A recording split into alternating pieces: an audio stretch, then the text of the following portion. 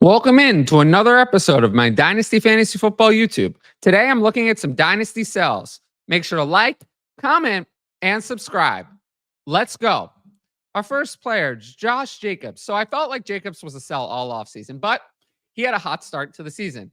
Unfortunately, now things are moving away from Jacobs. So far, he has 71 carries, 329 yards for 4.6 yards a carry, and 7 catches, 52 yards.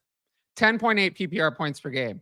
He's been efficient, but he still hasn't scored. So he hasn't been a fantasy monster. He's just the RB31 in fantasy points per game. Now, why do I have Jacobs as a dynasty sell? His playing time is declining. The week 2 outlier game is clouding his workload, and we have new expectations for Jacobs. Jacobs is splitting more time with Emmanuel Wilson. Over the past 2 weeks, Jacobs has 23 carries compared to Wilson's 20. Wilson is also hovering around a consistent 40% snap share. If Jacobs is not going to be a full workhorse, even after the Packers lost A.J. Dillon and Marshawn Lloyd, he's never going to be. The Packers will always split the load. Now, we remember the week 2 outlier game. Jacobs had 32 carries for 151 yards in week 2. That's nice, but that was an outlier. He's averaged 13 carries per game in the other 3 games. That game was a Malik Willis, no passing game plan, and is not representative of what the Packers want to do. Even in week 3, the Packers plan more passing in Willis' second start and split the backfield more, just like they did in week 4 this past week with Love back. For me, Jacobs is still a nice player. I don't think he's going to lose the starting job or anything like that. The Packers could release him for 2025, but they would take a pretty significant dead cap hit to do that.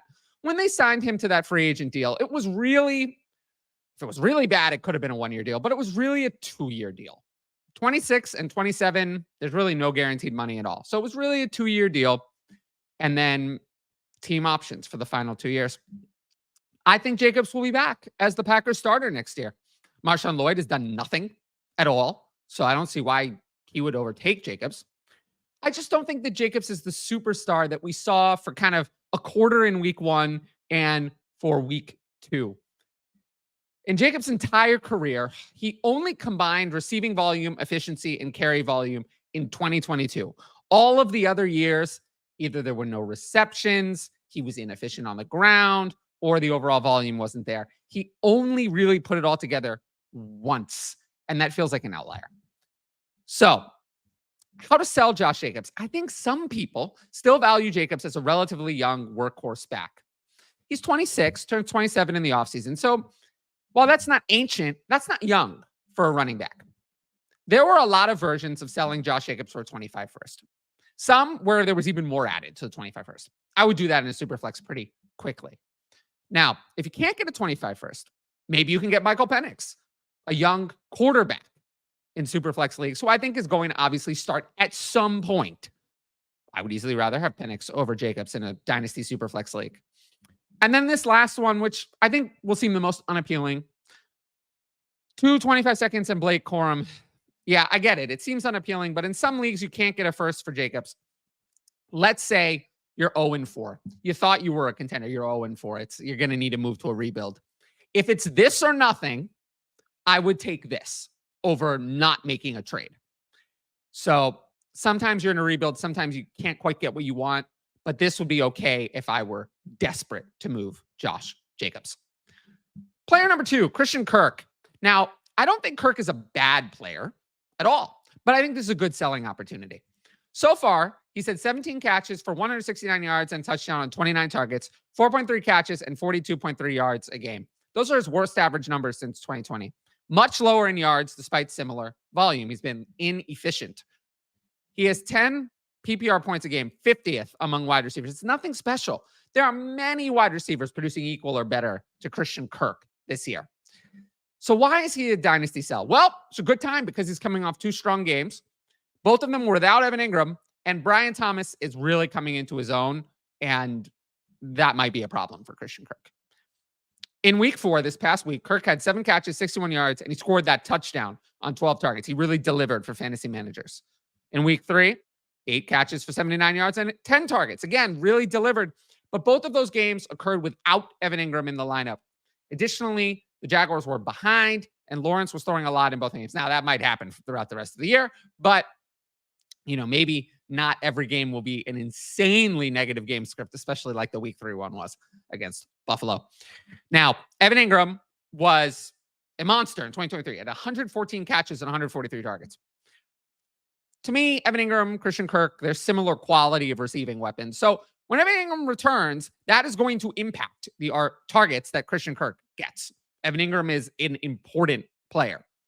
The Jaguars offense has looked bad this year, and I think one of the big problems is that Brenton Strange is not Evan Ingram. Evan Ingram was an important part of this offense, and it has been noticed, the lack of Evan Ingram.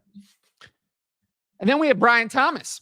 He's the same 17 catches as Christian Kirk, but 275 yards, 2 touchdowns on 3 fewer targets, 4.3 catches and 68.8 yards a game. Slightly fewer targets than Kirk, but he's doing a lot more with them. To me, Thomas looks like a budding alpha wide receiver. If Thomas is really a superstar, which I do think he's going to be really good, first-round pick, looks great so far. Evan Ingram is coming back. How is Christian Kirk going to continue to be relevant when he hasn't even been great so far? He's not. So to sell Christian Kirk off this moment, he's not the easiest player to sell because a single second isn't enough. But there were a few offers I found in the trade, Dynasty Daddy Trade Finder. First one, Christian Kirk and James Conner for Rashee Rice. Rashee Rice is a much better Dynasty asset than these two. Maybe he won't even be out for the year. We're going to have to see, but I would easily take Rashee Rice here. Sell Christian Kirk for Michael Pittman.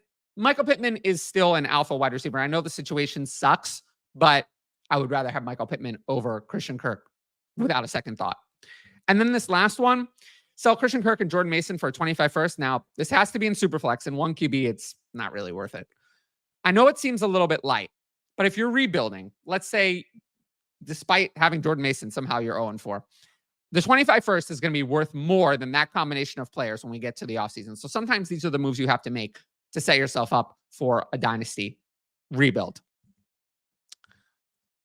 Now, if you like my YouTube content, you should sign up for the Patreon. You get my rankings, access to the Discord, and the ability to ask in advance questions for the YouTube videos. Tiers begin at just $6 a month and include all of that. If you want to know more about the Patreon, check out both of my Why You Should Join the Patreon videos on the channel. They're on the channel's homepage under Patreon promos. I really appreciate everyone who signed up and any new patrons who joined. If you have start-sit questions, dynasty trade questions, really any type of Q&A about your fantasy team, those questions will only be answered for patrons from now on. It's really, really a big benefit to hear my thoughts on your team, and I will only be doing that for those paying customers. But with that being said, let's jump into our next play. Next up is Jahmyr Gibbs. So I just want to say that this segment isn't about Gibbs being a bad player, but running backs are the scariest dynasty assets. And Gibbs was supposed to be an absolute league winner at what he costs, and he just isn't quite doing that. So far this year, 54 carries, 285 yards, 3 touchdowns, 5.3 yards a carry, and 11 catches, 76 yards and touchdown. He's played well and has been valuable for the Lions, and he scored 4 touchdowns in 4 games. And he's not bad. He has 17.8 PPR points a game, 9th among running backs. Now, with that being said, why do I have Jahmyr Gibbs as a dynasty sell? Well, a few reasons. One, we don't have an increased role from 2023. I expected him to be better, and that just hasn't really happened. He's averaging 13.5 carries and 2.8 catches a game, just a little bit more than 2023 on his carries. Receiving game usage is disappointing because it's even less than last year, which was his rookie year. Jameson Williams' emergence has definitely cut into the target share for both Sam Laporta and Gibbs. And then there's also the Montgomery problem. Montgomery is only 27 with a very affordable 2025 contract. A lot of the optimism for Gibbs was that we'd have Montgomery there for 2 years and then he'd get the backfield to himself after 2024. But Montgomery has only a $7.125 million cap hit next year. So already some dead cap with that. I see no guarantee that Montgomery is gone next year. In fact, I expect him to still be there. The Lions also have the 3rd most 2025 cap space, so there's no pressure on them to get rid of Montgomery, who's an important part of their team. So far, Montgomery, 63 carries, 271 yards, 4 touchdowns, 4.3 yards a carry, and 9 catches for 94 yards. The worst part is that Montgomery has just 2 fewer catches than Gibbs, but he's been effective, especially as a short yardage back. Unless something changes or Montgomery gets hurt, I don't see why the Lions wouldn't just keep him for 2025.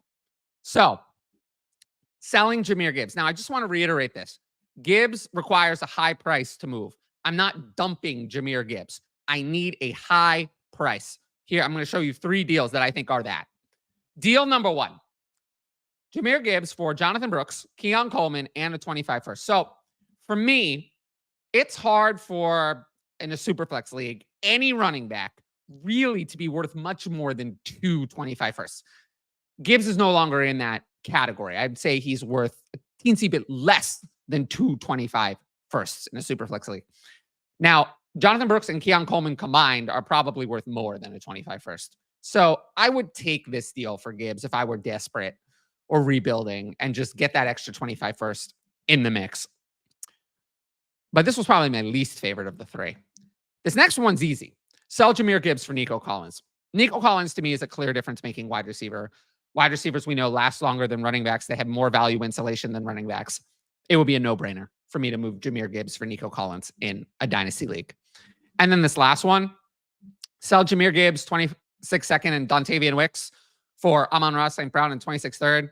I almost put Dontavian Wicks on here as a sell, but this is capitalizing on the opportunity for Wicks, combining it with the second to go from Gibbs to Amon-Ra. And Amon-Ra, I think, is going to be a high-end Dynasty asset for years to come.